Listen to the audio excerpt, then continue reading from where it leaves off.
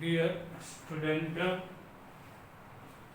ગયા લેક્ચરમાં આપણે વર્ણપટમાં મળતી આવૃત્તિનું સૂત્ર જોયું હતું. આજે આપણે તરંગાંકનું સૂત્ર લઈએ. તરંગાંક અને તરંગ લંબાઈનો વ્યસ્ત તરંગાંક કહેવામાં આવે છે. એટલે કે એકમ લંબાઈ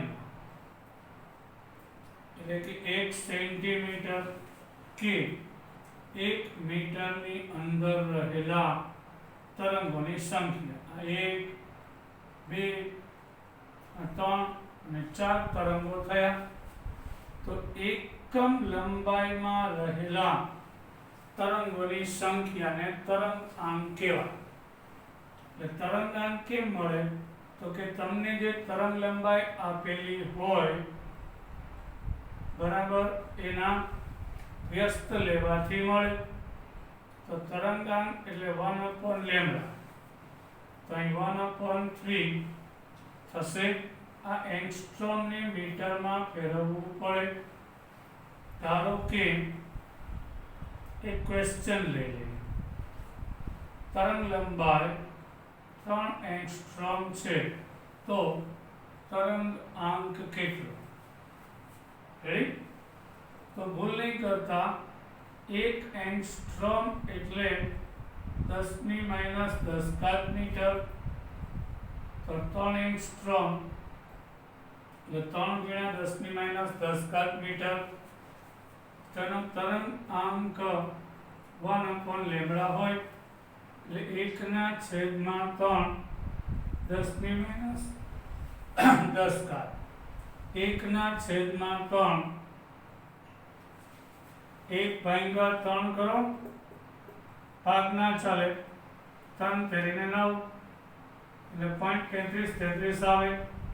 ઉપર જાય 10⁹. હા, 0.1 આંકડો આ બાજુ ખસે, ઘાત ઘટે. આમાંથી એટલે 10⁹ અને આ મીટર હોય એટલે મીટર ઇન્વર્સ એટલે પ્રતિ મીટર 1 મીટરમાં 3.33 × 10⁹ તરંગો હશે. એનો તરંગાંક કહેવાય. આટલું સમજાઈ ગયું? પણ વર્ણપટમાં મળતી રેખાઓ માટે એટલે આપણે જે વર્ણપટ ભણીએ છીએ એ વર્ણપટમાં મળતી રેખાઓ માટે તરંગાંક શોધવા માટેનું સૂત્ર છે μ/1/λ. RH એટલે રીડબર્ગ અચળાંક into z² કૌંસમાં 1/n1² - 1/n2² સેન્ટીમીટર ઇન્વર્સ હોય કા મીટર. RH ની કિંમત આ સૂત્રમાં 109677.76 સેન્ટીમીટર ઇન્વર્સ છે. એટલે 1.09 આ 5 આંકડા બાજુ ખસે તો 1.09 10⁵ સેન્ટીમીટર ઇન્વર્સ થશે. હવે સેન્ટીમીટર ઇન્વર્સના મીટર ઇન્વર્સ કરવા છે તો આપણે સેન્ટીમીટરના મીટર કરવા હોય તો 100 એ ભાંગીએ છીએ, પણ સેન્ટીમીટર ઇન્વર્સ છે એને મીટર ઇન્વર્સ કરવું છે તો આપણે આ સેન્ટીમીટરના મીટર કરવા અહીં 100 એ ભાંગીએ એટલે છેદનો છેદ અંશમાં જાય તો એ મીટર આપે. એટલે જો સેન્ટીમીટરના મીટર કરવા હોય ને સાંભળજો તો 100 એ ભાંગવા પડે, પણ સેન્ટીમીટર ઇન્વર્સના મીટર ઇન્વર્સ કરવા હોય તો 100 એ ગુણવા પડે. એ કઈ રીતે તમને કહું. આ 1/સેન્ટીમીટર અને 1/મીટર કરવું છે તો આપણે સેન્ટીમીટરના મીટર કરવા 100 એ ભાંગીએ એટલે છેદનો છેદ અંશમાં જાય. બરાબર એટલે સેન્ટીમીટર ઇન્વર્સ બરાબર મીટર ઇન્વર્સ ઉપર વહી જાય ને, પણ 100 એ ગુણવાનું, આ ભૂલ નહીં કરતા. એટલે 100 એ ગુણેલું છે 10 ની 5 ઘાત ગુણ્યા 100 10 ની 7 ઘાત થશે બરાબર. તો આ તરંગાંક આ કિંમત લેશું તો મીટર ઇન્વર્સમાં આવશે. આ કિંમત લખશું અહીંયા તો સેન્ટીમીટર ઇન્વર્સમાં આવશે. બધાને સમજાઈ ગયું? હવે આપણે આના પરથી આવૃત્તિનું સૂત્ર લેવું છે બરાબર. તો 3 પોઈન્ટ કાલે શીખવાડ્યું હતું તે. એની પહેલા આ સૂત્ર આધારિત એક દાખલો જોઈ લઈએ. હાઇડ્રોજન પરમાણુમાં ઇલેક્ટ્રોન n1 બરાબર 2 અને n2 બરાબર 4 સંક્રમણ પામે છે. તો તરંગાંક કેટલો હશે? તરંગાંક લેવો છે તો હાઇડ્રોજન માટે Z બરાબર 1, જો હિલિયમ આપ્યું હોત તો Z બરાબર 2, અહીં Z લખેલો છે. લિથિયમ +2 હોય તો Z3, બેરિલિયમ +3 હોય તો Z4, બોરોન +4 હોય તો Z ની કિંમત 5 લેશું. તો ઇલેક્ટ્રોન જુદી જુદી કક્ષામાં જાય તો તરંગાંક લેવો છે તો 1.09677 10 ની 7 ઘાત, n1 બરાબર 2, n2 બરાબર 4 અને Z1 નો વર્ગ એટલે 1.09677 10 ની 7 ઘાત 4 અને અહીંયા 16 થશે ને, 1 નો વર્ગીક તો 1.09677 10 ની 7 ઘાત ક્રોસ ગુણાકાર 16 - 4 છેદમાં 4 ગુણ્યા 16 તો ઉપર 12 આવશે ને, એટલે 1.09677 10 ની 7 ઘાત ગુણ્યા 12 એને ભાગ્યા 16 ચોકું 64. તો આના માટે આપણે ગણતરી કરીએ 1.09677 એને ગુણ્યા 12 એને ભાગ્યા 64.2056 આવે ગુણ્યા 10 ની 7 ઘાત. આ ન્યુ 12 વંચાય. 0.1 આંકડા પછી લખો એટલે 1 ઘાત ઘટે 10 ની 6 ઘાત થઈ જાય મીટર ઇન્વર્સ. એટલે 1 મીટરમાં આટલા તરંગો હશે. એનો વ્યસ્ત કરી નાખો તો તમને તરંગ લંબાઈ મળશે. એમનું વ્યસ્ત કરતા એટલે કે લેમ્બડા બરાબર 1/12 એટલે 1/2.056 10 ની 6 ઘાત. હવે 1 ભાગ્યા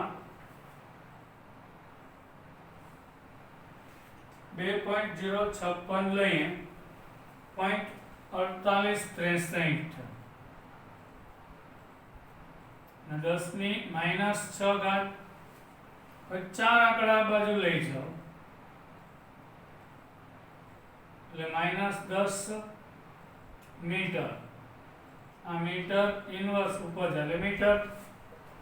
એના બરાબર એંગસ્ટ્રોમ થાય કે નહીં?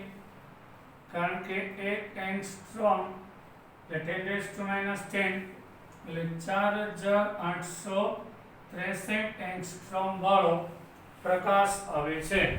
એટલે ઇલેક્ટ્રોન જ્યારે ચોથી કક્ષામાંથી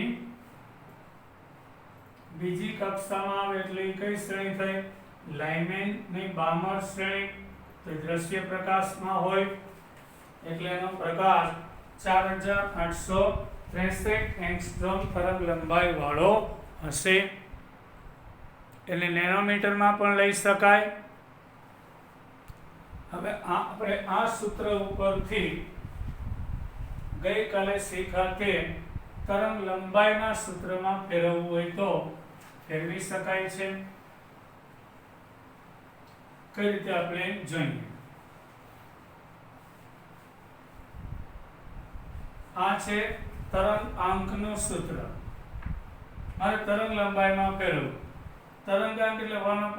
તરંગ લંબાઈનું વ્યસ્ત ચલ એટલે 1/λ 1.09677 10⁵ 1/n1² અને n2² થશે. z એટલે પરમાણુ ક્રમાંક છે. હવે લેમ્બડા બરાબર c/ν થશે. તો લેમ્બડાની જગ્યાએ c/ν મૂકી દો અહીંયા. એટલે c/ν બરાબર અહીં લેમ્બડાની જગ્યાએ અહીં 1 એટલે અહીંયા છેદમાં c/ν આવશે.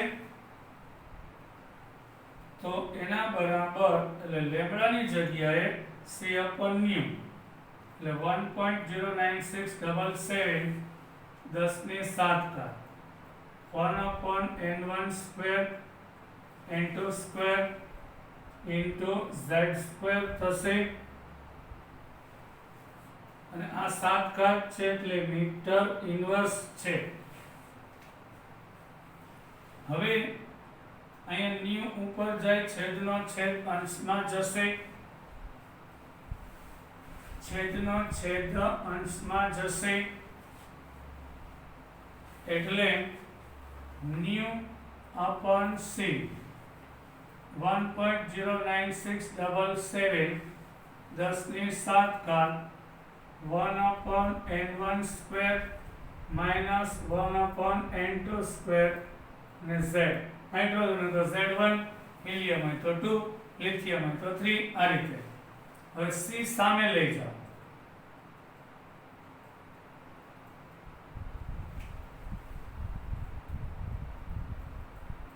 હવે ખાસ જોવાનું, આ કિંમત છે એટલે આ મીટર ઇન્વર્સ છે કે નહીં.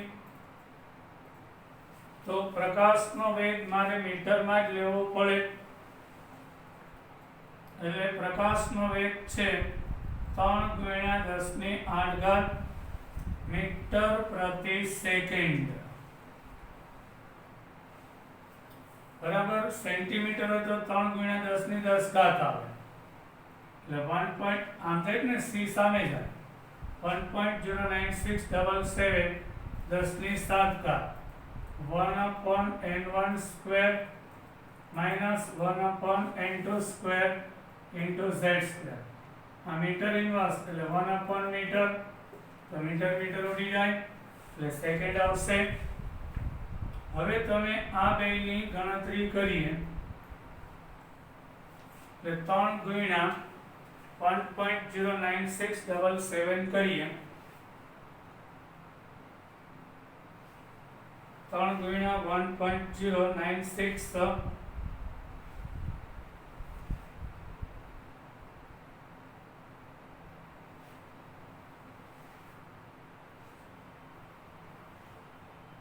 એટલે 3.29 આવે છે આનો ગુણાકાર.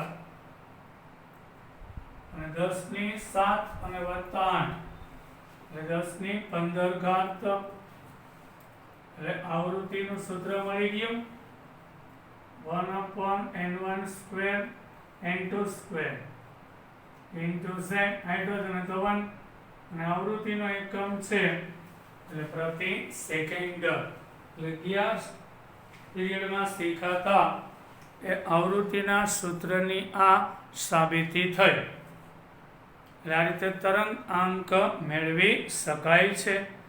એના ઉપરથી તરંગ લંબાઈ એના ઉપરથી આવૃત્તિ પણ મળે છે. હવે આપણે ઉર્જાની વાત કરીએ. એક ફોટોનની ઉર્જા. પહેલા તો ફોટોન એટલે શું? પ્રકાશના કણને ફોટોન કહે છે અને કણનો માર્ગ તરંગિત છે એટલે એની આવૃત્તિ હોય, તરંગ લંબાઈ હોય એટલે તરંગ આંક પણ હોય. તો એના માટે સૂત્ર છે E બરાબર h ઇન્ટુ ન્યુ. જો તમને આવૃત્તિ આપેલી હોય તો ઉર્જા માપી શકાય. ધારો કે ક્વેશ્ચન, એક પ્રકાશના કણની આવૃત્તિ 4 × 10⁻14 હર્ટ્ઝ છે તો ઉર્જા કેટલી હશે? તો આ માટે અહીંયા h પ્લાન્ક અચળાંક છે 6.626 10⁻34 જૂલ ઇન્ટુ સેકન્ડ, અથવા તો 6.626 10⁻27 અર્ગ ઇન્ટુ સેકન્ડ થશે. આ જૂલ ઇન્ટુ સેકન્ડ છે, આ અર્ગ ઇન્ટુ સેકન્ડ. તો કયા એકમમાં જવાબ લેવો છે તે મુજબ તો ઉર્જા E બરાબર 6.626 -34 જૂલ ઇન્ટુ સેકન્ડ, આવૃત્તિ 4 × 10⁻14 તો 6.626 × 4 કરવામાં આવે એટલે કે 6.626 × 4 તો 26.504 આવશે. 34 માંથી 14 જાય એટલે -20 થશે. એક આંકડા પછી પોઈન્ટ લખવાનો રિવાજ. પોઈન્ટ એક આંકડો ડાબી બાજુ જાય ઘાતમાં વધારો થાય એટલે -19 સેકન્ડ અને આ સેકન્ડ ઇન્વર્સ ઉડી જાય. તો આપણો જવાબ જૂલમાં આવશે. એટલે એક ફોટોનની ઉર્જા આ જૂલ પ્રતિ ફોટોન એટલે એક કણની ઉર્જા આટલી થશે. પણ આ કયા એકમમાં આવ્યું? જૂલમાં. જો મારે અર્ગમાં લેવું હોય તો E બરાબર h ઇન્ટુ ન્યુ. 6.626 10⁻27 તો ત્યાં અર્ગ ઇન્ટુ સેકન્ડ લઈશ અને આ તો 4 × 10⁻14 સેકન્ડ ઇન્વર્સ છે. સેકન્ડ ઉડી જશે એટલે જો આ બેનો ગુણાકાર જોયો કેટલો 26.504 27 માંથી 14 જશે એટલે 27 માંથી 14 જાય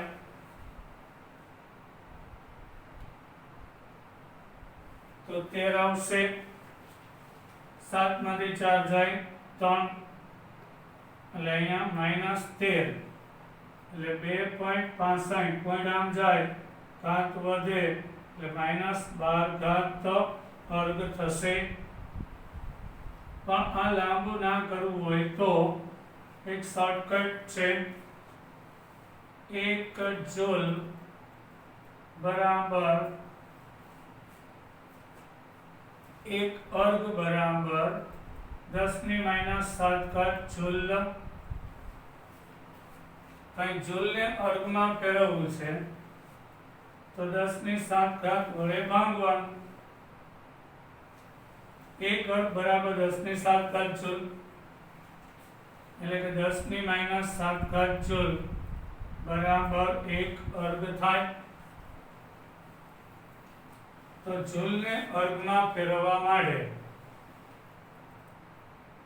1 જૂલ બરાબર 10⁻7 અર્ગ. એ ઉપર જાય એટલે પ્લસ થઈ જાય. તો 1 જૂલ બરાબર 10⁻7 અર્ગ. તો તમને શોર્ટકટ બતાવું છું, બધાને સમજાય છે ને? ફોનમાં હા પર મને સમજાઈ જશે. આ -19 છે એને ડાયરેક્ટ 10⁻7 વડે ગુણી નાખવાનું. એટલે 19 માંથી 7 જાય એટલે 2.62 10⁻12 એટલે જવાબ અર્ગમાં આવશે.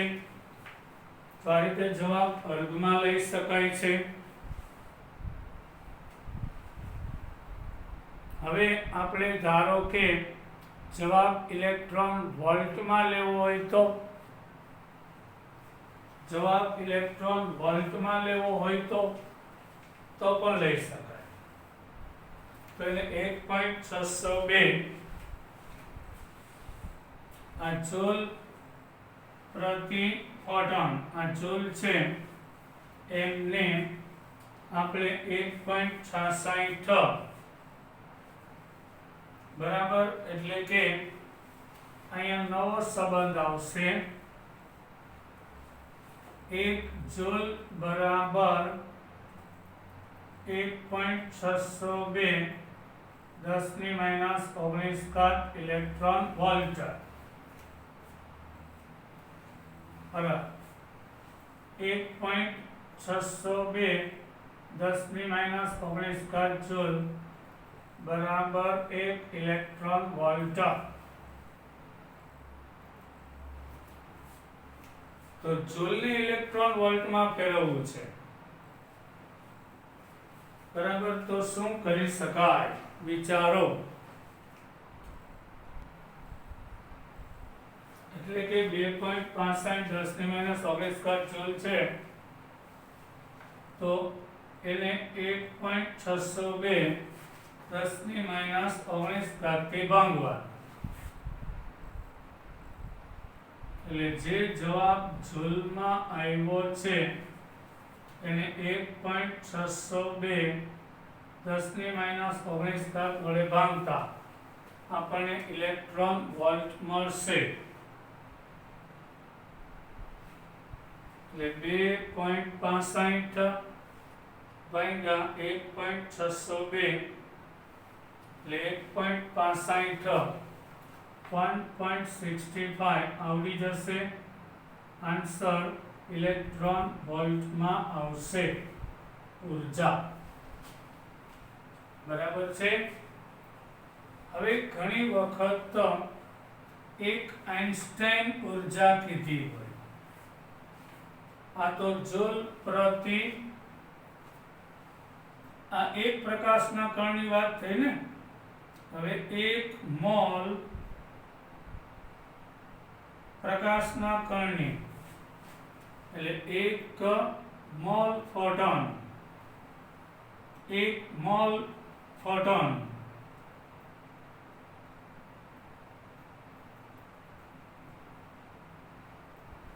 ની આવૃત્તિ બરાબર, આવૃત્તિ આટલી છે તો ઉર્જા કેટલી? તો 1 મોલ ફોટોનના પ્રકાશની ઉર્જા કેટલી? એટલે 1 ફોટોનની એટલે પ્રકાશના કણની આવૃત્તિ આટલી છે તો 1 મોલ ફોટોન ની ઉર્જા કેટલી? તો જે જવાબ આવ્યો છે એને એવોગેડ્રો અંક વડે ગુણવા. અહીંયા n ઇન્ટુ e થઈ જશે એટલે 6 બે સાઈડ એટલે કે 6.022 10⁻23 વડે ગુણીએ એટલે 2.65 ગુણ્યા 2.65 ગુણ્યા 6.022 એટલે 15.9583. 23 માંથી 19 જાય એટલે 10 ની 4 ઘાત થાય એટલે 1.6 રાઉન્ડ ઓફ કરી નાખીએ એટલે 1 ઘાતનો વધારો એટલે 1.6 ગુણ્યા 10 ની 5 ઘાત જૂલ પ્રતિ મોલ થશે. બરાબર 1.6 ગુણ્યા 10 ની 5 ઘાત જૂલ પ્રતિ મોલ. એટલે અહીંયા પણ એવોગાડ્રો અંક વડે ગુણી નાખીશું એટલે 6.022 10 ની 23 ઘાત વડે એટલે 1.65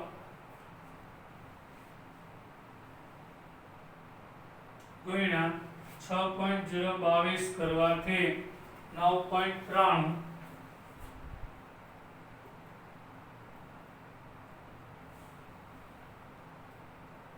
એને ગુણ્યા 10 ની 23 ઘાત ઇલેક્ટ્રોન વોલ્ટ પ્રતિ મોલ થશે. આપણો જવાબ. આ થઈ આવૃત્તિ આપેલી હોય તોની વાત. હવે ઘણીવાર તરંગ લંબાઈ આપેલી હોય તો એની આપણે ચર્ચા કરીએ. હવે એક પ્રકાશનો કણ છે એની તરંગ લંબાઈ આપેલી છે 5000 એંગસ્ટ્રોમ. તો ઊર્જા કેટલી હશે? તો તરંગ લંબાઈ માટે આ સૂત્ર આવશે E બરાબર hc/λ. પ્લાન્ક અચળાંક 6.626 10 ની -34 ઘાત જૂલ ઇન્ટુ સેકન્ડ. c પ્રકાશનો વેગ 3 ગુણ્યા 10 ની 8 ઘાત મીટર પર સેકન્ડ. આ જૂલ હોય તો અહીં મીટર જ લેવું પડે, અહીંયા અર્ગ હોય તો અહીં સેન્ટીમીટર લેવું પડે, અહીંયા મીટર છે એટલે આ મીટરમાં ફેરવવું પડે, એંગસ્ટ્રોમ ના ચાલે. 5000 એંગસ્ટ્રોમ એટલે 5000 ગુણ્યા 10 ની -10 ઘાત મીટર. તો 6.626 ગુણ્યા 3 ભાગ્યા 5000 એટલે 0.0039756 આવે. આ -34 10 ની 8 ઘાત -10 ઉપર જાય એટલે પ્લસ 10 ની 8 18 34 માંથી 18 જાય -16 પોઈન્ટ 3 આંકડા બાજુ ખસે એટલે જમણી બાજુ એટલે 3 ઘાત ઘટે એટલે -19 થાય. આ જૂલ. આ એક ફોટોનની ઊર્જા જૂલમાં આવી. ધારો કે જવાબ અર્ગમાં આપેલો છે તો 1 જૂલ એટલે 10 ની 7 ઘાત અર્ગ. જૂલ વાળી કિંમતને 10 ની 7 ઘાત વડે ગુણી નાખો. 19 માંથી 7 જાય એટલે -12. આ અર્ગમાં જવાબ. આ પણ એક ફોટોનની ઊર્જા થઈ. હવે ઇલેક્ટ્રોન વોલ્ટમાં ફેરવવું છે તો જૂલને ઇલેક્ટ્રોન વોલ્ટમાં ફેરવવું હોય તો આ છે જૂલ પ્રતિ ઇલેક્ટ્રોન વોલ્ટ. એ છેદનો છેદ અંશમાં જશે તો 1.602 જૂલ વાળી કિંમતને અર્ગ વાળી નહીં 1.602 10 ની -19 ઘાતે ભાંગો ઉડી જાય. આનો ભાગાકાર 2.48 ઇલેક્ટ્રોન વોલ્ટ આવશે. આ પણ એક ફોટોન એક પ્રકાશના કણની ઊર્જા થઈ.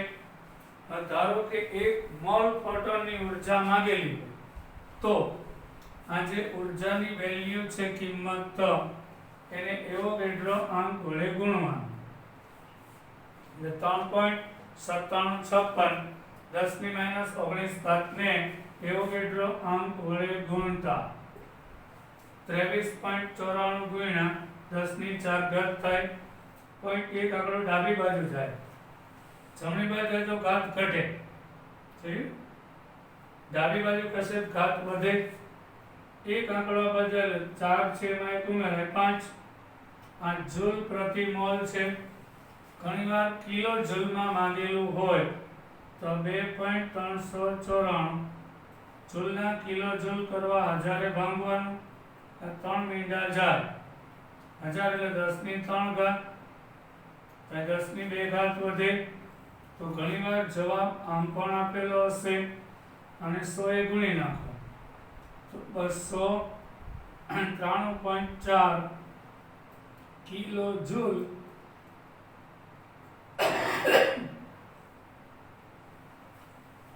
પ્રતિ મોલ. તો 1 મોલ ફોટોનની ઉર્જા માપી શકાય છે. Last point of the day,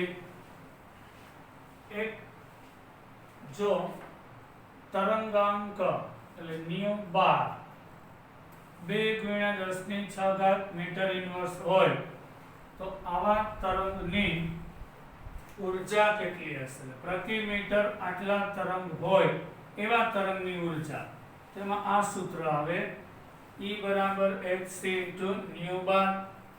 કેમ? કારણ કે ન્યુ બરાબર c અપોન લેમ્ડા, તો 1 અપોન લેમ્ડા એટલે ન્યુ બાર, એટલે અહીંયા આગળ hc અપોન લેમ્ડા છે, એટલે hc 1 upon lambda, hc 1 upon lambda થાય ને, અહીંયા ન્યુ બાર મૂકી દેવાનું, એટલે hc ન્યુ બાર થશે